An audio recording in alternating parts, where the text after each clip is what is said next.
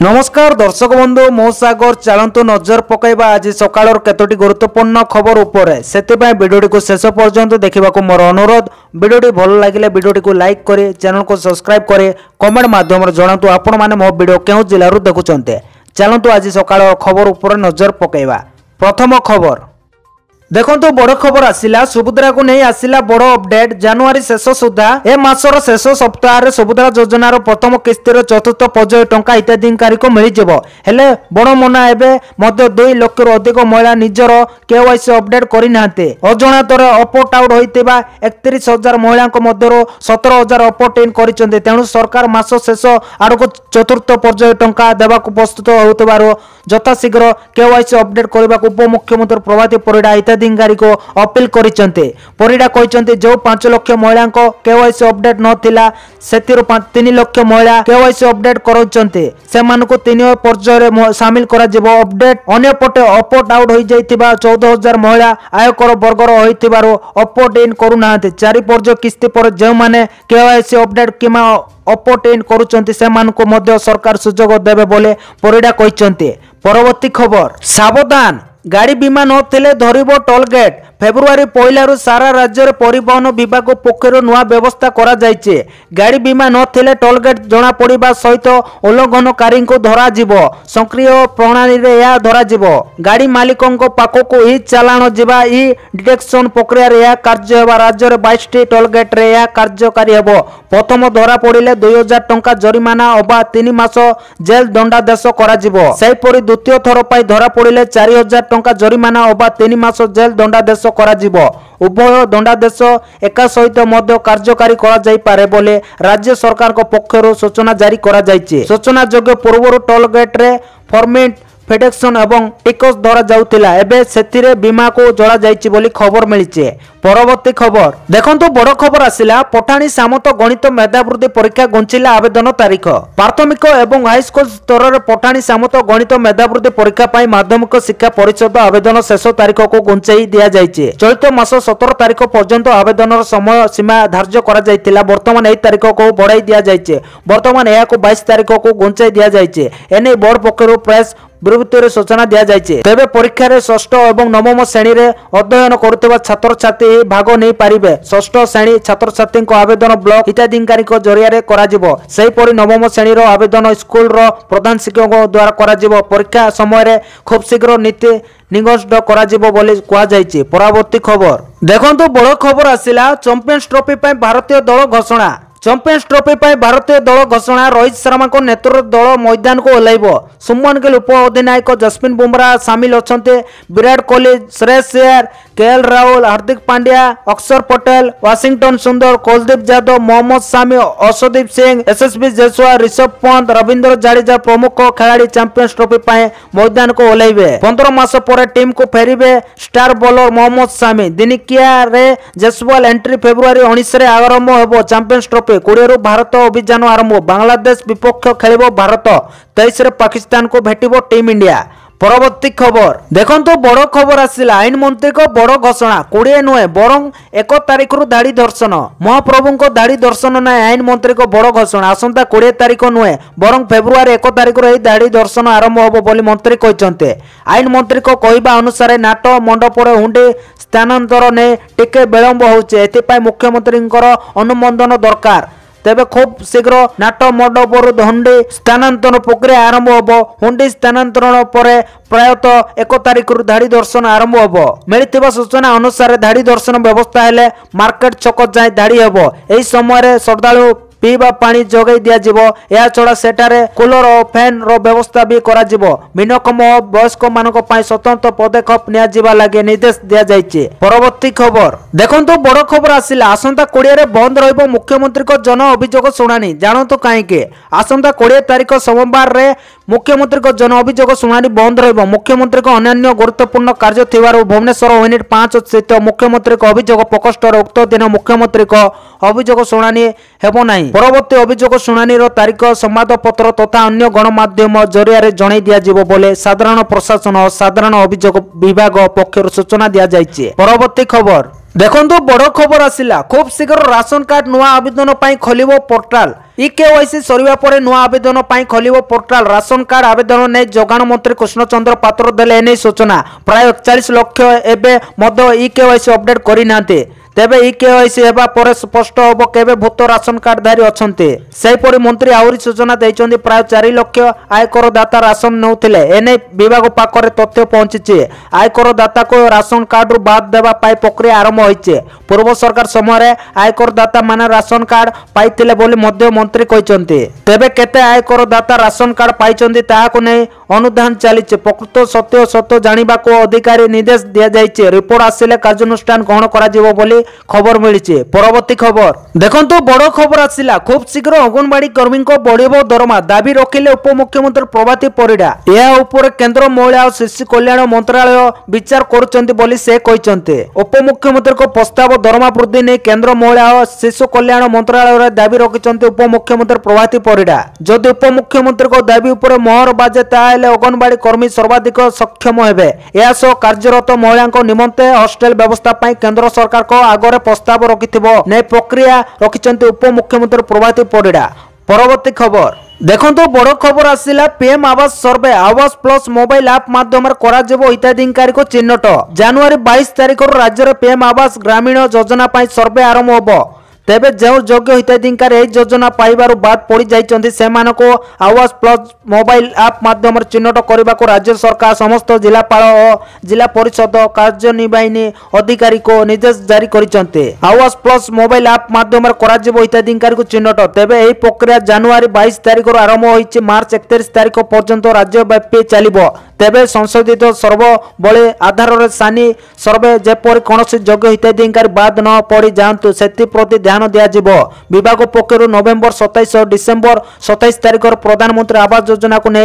OSP और संतरावली जारी करा जायतिला सेही परि ब्लॉक और जिला स्तर रे थिबा प्रधानमंत्री आवास और ग्रामीण योजना रे प्रशासनिक पांटिर खर्च तुलाइबा पाई निर्देश दिया जायछि सेहीपरि समस्त पंचायत रे माइक माध्यम सूचना जारी करा जिवो पंचायत मुख्यालय रे बड़ बड़ बैनर और होल्डिंग लगा जिवो परवर्ती खबर देखंतो बड़ खबर आसिला आरंभ होबो महानदी रिवर फ्रंट प्रकल्प 38 कोटी व्यय रे हेबो 3 किमी काम खूब शीघ्र महानदी रिवर फ्रंट प्रकल्प काम आरंभ होबो एने सूचना देले सीडीए उपाध्यक्ष अनाम चरण पात्र रिवर फ्रंट प्रकल्प डीपीआ को राज्य सरकार को अनुमोदन प्रथम पर्याय 38 कोटी व्यय रे 3.5 किमी काम होबो प्रकल्प पाई समुदाय 220 कोटी टंका व्यय अटकल गुजरात साबरमती ढांचारे हेबो महानदी रिवर फ्रंट काम परवर्ती खबर देखंतु बड़ खबर आसिला शीतरे थरुछि सारा राज्य कटक और भुवनेश्वर 10 छुईला पारद सारा राज्य रे शीत लहरी जारी रहिछि कंधमाल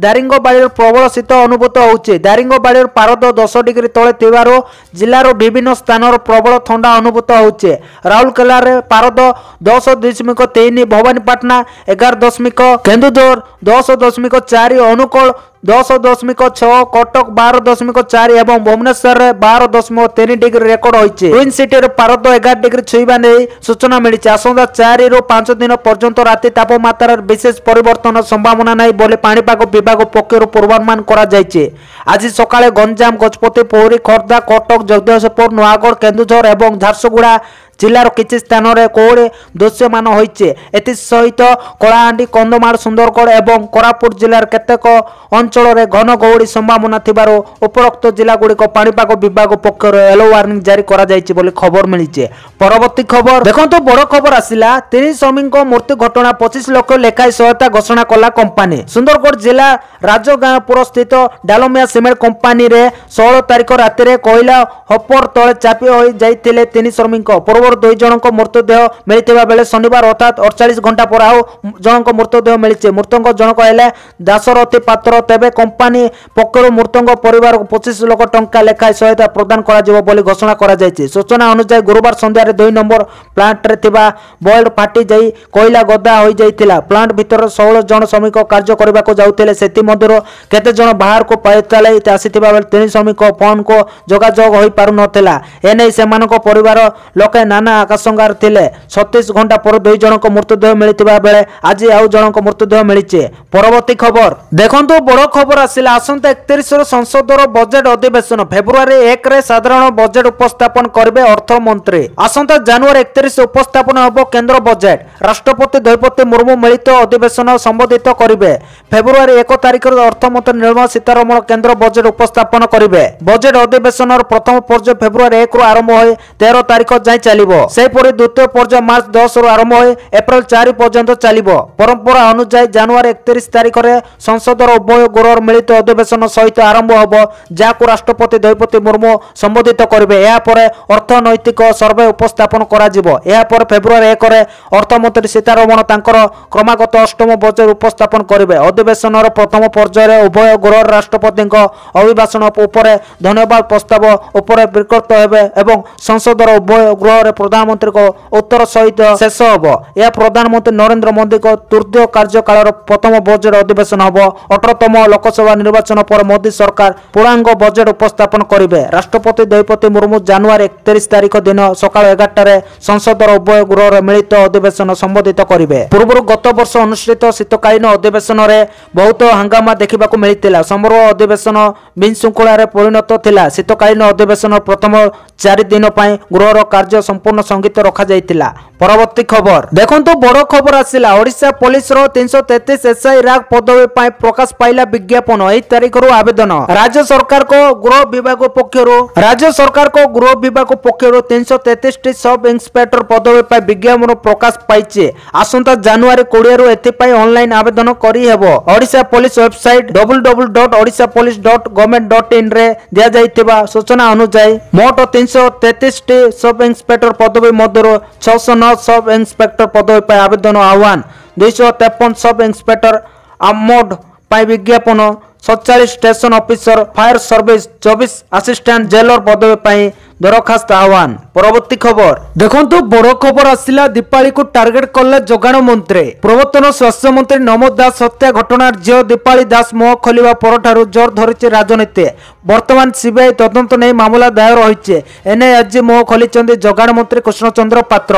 ନମୋଦ ଦାସଙ୍କ ଝିଅ ଦୀପାଳି ଦାସଙ୍କୁ କଟାକ୍ଷ କରି କହିଛନ୍ତି ଯୋଗାଣ ମନ୍ତ୍ରୀ। ସେ କହିଛନ୍ତି, ଦୀପାଳି ଏବେ ଆଳୁ ଖେଳିଲେ ତ ମହାଦେବ ବାହାରିବେ, ଆଉ ବାହାରିବା କଥା ମଧ୍ୟ। ସେତେବେଳେ ବିଧାୟକ ଟିକେଟ ଆଶାରେ ଦୀପାଳି ଚୁପ୍ ରହିଥିଲେ। ନମୋଦ ଦାସଙ୍କ ଝିଅ କିଛି ବି କହିଲେନି। ଏମଏଲଏ ଟିକେଟ ଆଶାରେ ରହିଲେ, ଟିକେଟ ପାଇଁ ବିଧାୟିକା ବି ହେଲେ। ଆମ ସରକାର ଆସିବା ପରେ ଦୀପାଳି ଆଳୁ ଖୋଳୁଛନ୍ତି। ତେବେ ଗୋପାଳ ଦାସ ଦ୍ୱାରା କିଏ ଏଭଳି କାମ କରିଛି ତାହା ନିଶ୍ଚୟ ଜଣାପଡ଼ିବା ଦରକାର ବୋଲି ଆଜି ଗଣମାଧ୍ୟମଙ୍କ ଆଗରେ କହିଛନ୍ତି ଯୋଗାଣ ମନ୍ତ୍ରୀ କୃଷ୍ଣଚନ୍ଦ୍ର ପାତ୍ର। ପରବର୍ତ୍ତୀ ଖବର ଦେଖନ୍ତୁ, ବଡ଼ ଖବର ଆସିଲା। ନମୋଦ ଦାସ ହତ୍ୟା ଘଟଣା ହାଇକୋର୍ଟରେ ଜନସ୍ୱାର୍ଥ ମାମଲା ଦାୟର। ପୂର୍ବତନ ମନ୍ତ୍ରୀ ନମୋଦ ଦାସଙ୍କ ହତ୍ୟା ମାମଲାକୁ ନେଇ ପୁଣି ରାଜ୍ୟର ଚର୍ଚ୍ଚା ଜୋର ଧରିଛି। ଏହାରି ମଧ୍ୟରେ ଏହି ମାମଲାର ସିବିଆଇ ତଦନ୍ତ ଆବେଦନ କରି ହାଇକୋର୍ଟରେ ଏକ ମାମଲା ରୁଜୁ ହୋଇଛି। ଭାରତୀୟ ବିକାଶ ପରିଷଦର ଆବାହକ ସୁରେନ୍ଦ୍ର ପାଣିଗ୍ରାହୀ ଗତକାଲି ହାଇକୋର୍ଟରେ ଏକ ଜନସ୍ୱାର୍ଥ ମାମଲା ଦାୟର କରିଛନ୍ତି। କ୍ରାଇମବ୍ରାଞ୍ଚର ତଦନ୍ତ ସନ୍ତୋଷଜନକ ନାହିଁ ବୋଲି ସେ ନିଜ ଆବେଦନ ଦର୍ଶାଇଛନ୍ତି। ରାଜନୀତି ପାଇଁ ହତ୍ୟାକାଣ୍ଡ ଘଟିଥିବା ସନ୍ଦେହ କରାଯାଉଛି। ତେଣୁ ରାଜ୍ୟ ପୋଲିସ କ୍ରାଇମବ୍ରାଞ୍ଚ ତଦନ୍ତ ହେଲେ ତଦନ୍ତରେ ସ୍ୱଚ୍ଛତା ରହିବ ନାହିଁ। ତେବେ ଏହା ଏକ ହାଇପ୍ରୋଫାଇଲ ହତ୍ୟାକାଣ୍ଡ ହୋଇଥିବାରୁ ସିବିଆଇ ତଦନ୍ତ କରିବା ଆବଶ୍ୟକ ରହିଛି ବୋଲି ଦାବି କରିଛନ୍ତି ସୁରେନ୍ଦ୍ର ପାଣିଗ୍ରାହୀ ଦର୍ଶାଇଛନ୍ତି। ପରବର୍ତ୍ତୀ ଖବର ଦେଖନ୍ତୁ, ବଡ଼ ଖବର ଆସିଲା। ପାକିସ୍ତାନ ପୂର୍ବତନ ପ୍ରଧାନମନ୍ତ୍ରୀ ଇମ୍ରାନ ଖାନଙ୍କୁ 14 ବର୍ଷ ଜେଲ୍। 14 ବର୍ଷ ଜେଲ୍ ଦଣ୍ଡାଦେଶ ଦେଲେ ପାକିସ୍ତାନ କୋର୍ଟ। ଦୁର୍ନୀତି ମାମଲାର 14 ବର୍ଷ ଜେଲ୍ ଦଣ୍ଡାଦେଶ ଶୁଣାଇଲେ କୋର୍ଟ। ଓଲା କାଦିର ଷ୍ଟୋଲ ମାମଲାରେ ପାକିସ୍ତାନର ଏକ ଅଦାଲତ ଏହି ଶୁଣାଣି କରିଛନ୍ତି। ଏହି ମାମଲାରେ ଇମ୍ରାନ ଖାନ ପତ୍ନୀ ସୁବରା ବିବିଙ୍କୁ ମଧ୍ୟ 7 ବର୍ଷର ଜେଲ୍ ଦଣ୍ଡ ହୋଇଛି। କୋର୍ଟଙ୍କ ଏହି ଶୁଣାଣିରେ ଜେଲରେ ବନ୍ଦ ଥିବା ଇମ୍ରାନଙ୍କୁ ଲାଗିଛି ଶକ୍ତି ଝଟକା। ଅଲ କାଦିର ୟୁନିଭର୍ସିଟି ପ୍ରୋଜେକ୍ଟ ସହ ଜଡ଼ିତ ଭ୍ରଷ୍ଟାଚାର ମାମଲାରେ ଦମ୍ପତି ଦୋଷୀ ସାବ୍ୟସ୍ତ ହୋଇଛନ୍ତି। କ୍ଷମତାର ଦୁରୁପଯୋଗ କରିଥିବା ନେଇ ଇମ୍ରାନ ଦୋଷୀ ସାବ୍ୟସ୍ତ ହୋଇଛନ୍ତି। ପରବର୍ତ୍ତୀ ଖବର ଦେଖନ୍ତୁ, ବଡ଼ ଖବର ଆସିଲା। ଭଡ଼ାଟିଆକୁ ମିଳିବ ମାଗଣା ବିଜୁଳି। କେଜରିୱାଲଙ୍କ ବଡ଼ ଘୋଷଣା। ଆମ୍ ଆଦମୀ ପାର୍ଟିର ରାଷ୍ଟ୍ରୀୟ ସଂଯୋଜକ ଏବଂ ପୂର୍ବତନ ମୁଖ୍ୟମନ୍ତ୍ରୀ ଅରବିନ୍ଦ କେଜରିୱାଲ ଶନିବାର ଏକ ବଡ଼ ଘୋଷଣା କରିଛନ୍ତି। ସେ କହିଛନ୍ତି, ଆମେ ଦିଲ୍ଲୀରେ ବିଦ୍ୟୁତ୍ ଏବଂ ପାଣି ମାଗଣା କରିଛୁ। ଦୁଃଖର ବିଷୟ, ଭଡ଼ାଟିଆ ମାନେ ଏହାର ସୁଯୋଗ ନେଇ ପାରୁନାହାନ୍ତି। ଏହାର ଅନେକ କାରଣ ଥାଇପାରେ, କିନ୍ତୁ ମୁଁ ଭାବୁଛି ଭଡ଼ାଟିଆ ମାନେ ମଧ୍ୟ ଏହାର ଲାଭ ପାଇବା ଉଚିତ। ଦିଲ୍ଲୀ ବିଧାନସଭା ନିର୍ବାଚନ ପରେ ଆମେ ଏକ ଯୋଜନା ଆଣିବୁ, ଯାହା ଅଧୀନରେ ଭଡ଼ାଟିଆ ମାନେ ମଧ୍ୟ ମାଗଣା ବିଦ୍ୟୁତ୍ ଏବଂ पानी सुविधा पाइबे। मागणा विद्युत एवं पानी प्रसंग अरविंद केजरीवाल कहते दिल्लीवासी को 200 यूनिट रु मागणा विद्युत मिलता है। 200 रु 400 यूनिट उपर अधा चार्ज लागू हुए। दिल्ली रोहुतबा भड़ाटिया मान विभिन्न कारणों यार लाभ पाई पारंते। एबे आम सरकार निष्पत्ति नहीं जे भड़ाटिया माने मध्य दिल्लीर बासिंदा तेणु से मागणा विद्युत एवं पानी मिलवा उचित। मु जेउटारु जाए भड़ाटिया माने हमको घेरी जाते से माने कहते जे सरकारी स्कूल पढ़ुवा पिला कौन शिक्षा पाऊना से शिक्षार सुविधा मिले से महला किंतु हॉस्पिटल मागणा चिकित्सा सुविधा मिले। दिल्ली में रोहुतबा भड़ाटिया माने मध्य डीटीएस बस एवं वृद्ध तीर्थ योजना मागणा सेवार लाभ उठा चाहते किंतु से मागणा सुविधा मिलूना। यह ध्यान रखी आम सरकार योजना करे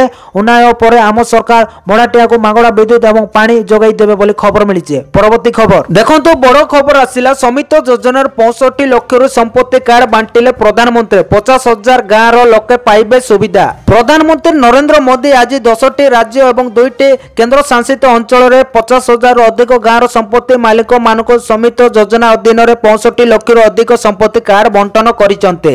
आज अपराह्न एक कार्यक्रम वीडियो कॉन्फ्रेंसिंग माध्यम संपत्ति कार्ड बंटन करथिले। एही कार्यक्रम छत्तीसगढ़, गुजरात, हिमाचल प्रदेश, मध्य प्रदेश, महाराष्ट्र, मिजोराम, ओडिशा, पंजाब, राजस्थान, उत्तर प्रदेश और 2टी केंद्र शासित अंचल जम्मू एवं काश्मीर एवं लद्दाख संपत्ति मालिक मानक संपत्ति कार्ड प्रदान करा जायतिला। प्रधानमंत्री कहिथिले जे देशर विकास जमी एवं घर एक बड़ भूमिका ग्रहण करिथाय। जेतेबेले संपत्तिर रेकर्ड थाए नागरिक मानक मध्य आत्मविश्वास वृद्धि पाए।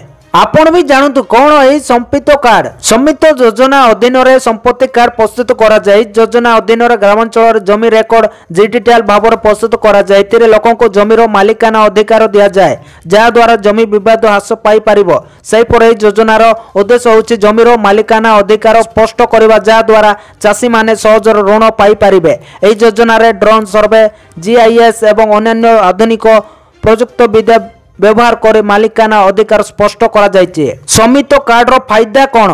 ग्रामांचल संपत्तिर स्पष्ट मालिकाना संपत्ति कार्ड द्वारा सुनिश्चित होइछि। एथिरे भूमि एवं सीमा मानचित्र करबा पाए ड्रोन प्रयुक्ति विद्या व्यवहार करा जाए। यह प्रत्येक जमीर मालिकाना निर्णय करे। एही योजना माध्यम लक्ष लक्ष चाषी को प्रत्येक जमीर आईनगत मालिकाना दिया जायछि। यह कृषक माननको सशक्त करिछि। से माने एबे सेमानकर भविष्यतर आवश्यकता पाए सहज ऋण मध्य पाई पारिबे।